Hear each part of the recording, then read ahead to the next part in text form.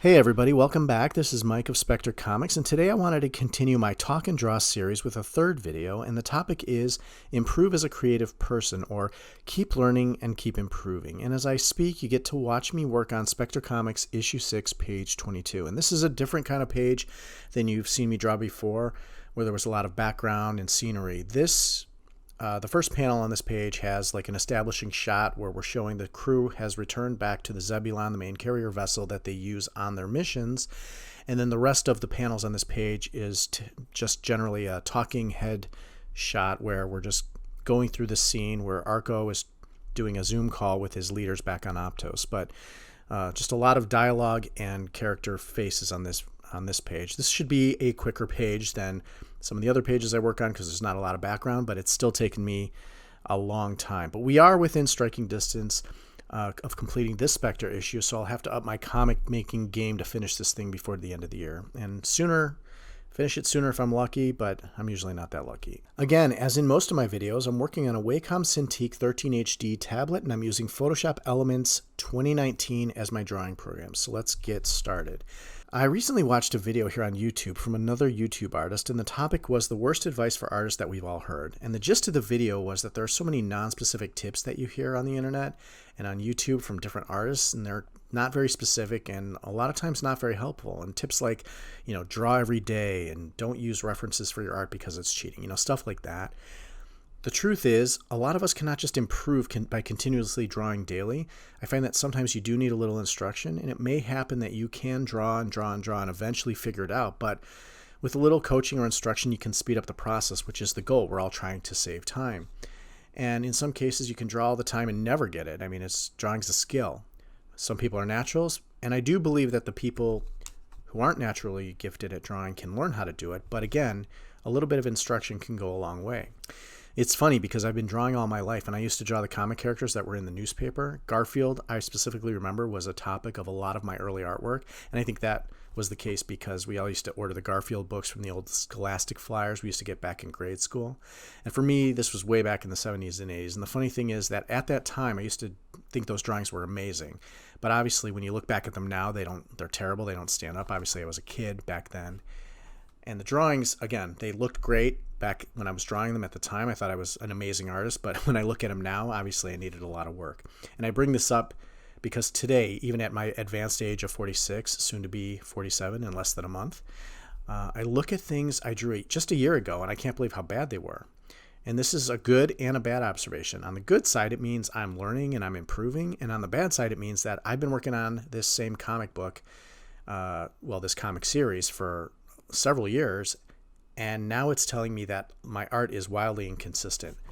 And I said here I'm working on page 22 of issue 6 for Spectre Comics. Well, I recently went back and flipped through my first issue, and I haven't really read it in a while, and man alive, even the characters, the way I shape their bodies, the way I draw their faces, it's so different. And I've learned how to do it better as I'm actively trying to learn better techniques to improve my drawings. I mean, it's night and day. You look at my first issue, you look at this current issue 6, it's night and day with the drawing quality, whether it's just drawing the characters, whether it's drawing backgrounds, whether it's drawing ships. It's just so inconsistent. And so as I get better and I apply what I've learned, my art is naturally improving. Unfortunately, that makes me want to go back and redraw everything that came before, but I don't have that kind of time. I can barely muster an hour a day to work on my current pages. I've been working on this page 22 for several weeks. And that's going to be a talk and draw topic for another day when I go back on to how to masterfully procrastinate and slow your work down. That's going to be a great video. It's coming soon, so subscribe and stay tuned for that one. But going full circle on the whole idea of improving, I find it helpful to identify the things that you need to improve on, and that's really the first step. Figure out what you do well, figure out what you don't do well, and seek to improve on what you suck at. It can be anything. Drawing the figure, drawing anatomy, specific body parts. For me, it's hands.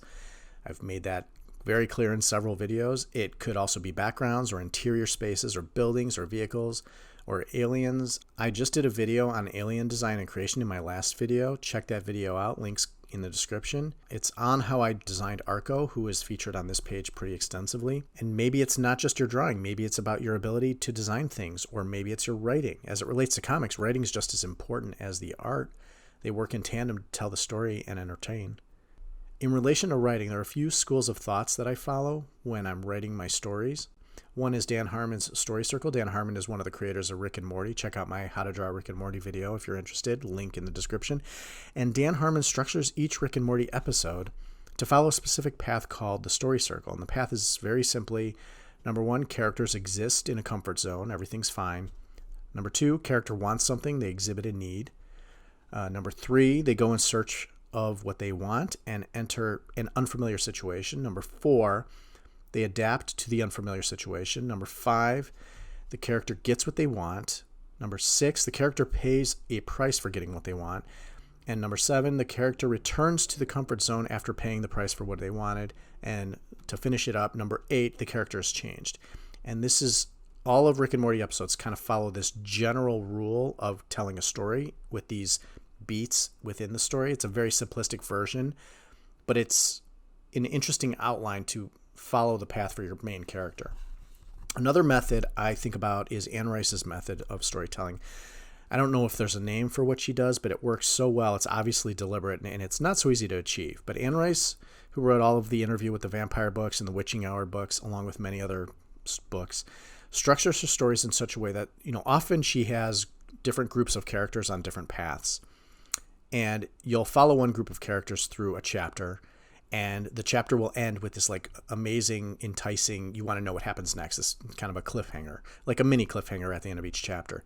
But then instead of regrouping in the next chapter, she will go all the way back to another group of characters and then tease you like, oh, I really want to know what happened to the last group of characters. But now we start on another path with another group.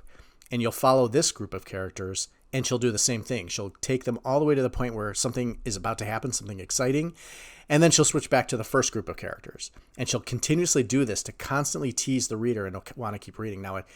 And the story just builds and builds and builds until everybody comes together. And I just think that's an amazingly brilliant way to entice the reader to keep reading and keep everybody excited about what they're reading. And you can't wait to get through each scene and each chapter to find out what's next. And it's just a pretty brilliant way to tell a story. It always entices the reader to want to keep going. But I have my own method of storytelling, which is kind of a combination of the Story Circle and the Anne Rice kind of teasing method. Mine's much more simplistic, but what I do is I like each of my chapters or comic issues to start with characters in a comfortable situation. Then I set up some sort of event. I insert an action sequence. I like to have at least one action sequence per chapter or issue. After the action happens, we return back to normal, and then I tease the reader into what's going to happen next to the characters. I leave some sort of mystery on to either go on to the next chapter or to find out what happens in the next issue or whatever it is. So again, a much more simplistic version, but it keeps the reader interested in reading the story and finding out what happens next. It's just a clever little way to entice the reader to keep going. But back to the drawing part of this improvement topic. And as we are drawing in this video, my personal journey has made me want to improve the way I draw. I never in my youth took art classes or worked to improve my art. I regret that because had I done it way back then, I would be a lot better now. I only got by on my natural ability, which against the regular everyday non-artist person is amazing, but against other artists, I feel like I'm terrible. So I want to up my game. My natural ability can only take me so far. I've actually recently enrolled in 3 online courses, one for character design and drawing, one for anatomy, and I think I took one on digital painting and coloring. Haven't done that course yet. This is not an infomercial on courses or training. No sponsors are in this video, but I wanted just to tell you that it's worth getting a little instruction to level up your game. I'm already applying some of the things I've learned in my character design class, and yeah, it's great. I can actually see a difference, starting to improve. I have better techniques now. I'm also thinking of adding some additional courses to my training because there's a nice little sale going on right now. Again, this is not a sponsored video, but I have an account with Udemy, and they have a nice little sale. There's like some classes that are normally like over $100 are like between $10 and $20, which is an amazing discount. So it's worth just signing up. You can do the courses when you want. So I'm kind of doing a bunch of those, and I think I'll probably add some more courses to my list of courses. Anyway, yeah, work to improve. I mean, it's worth going the extra mile to learn how to improve your creative nature, your writing, your drawing, anything that you do creatively. And that's it for this video. Glad you can join me on this talk today. As you can see, we're still not very close to being done on Spectre Comics page 22, issue 6, but we are making good progress. So hit that like button, subscribe to the channel for more fun art videos, and comment below if you have anything to share on the topic. Let me know how you work to improve your art. What techniques for improving can you share here? That is all. Thanks for watching, and we'll see you in the next video.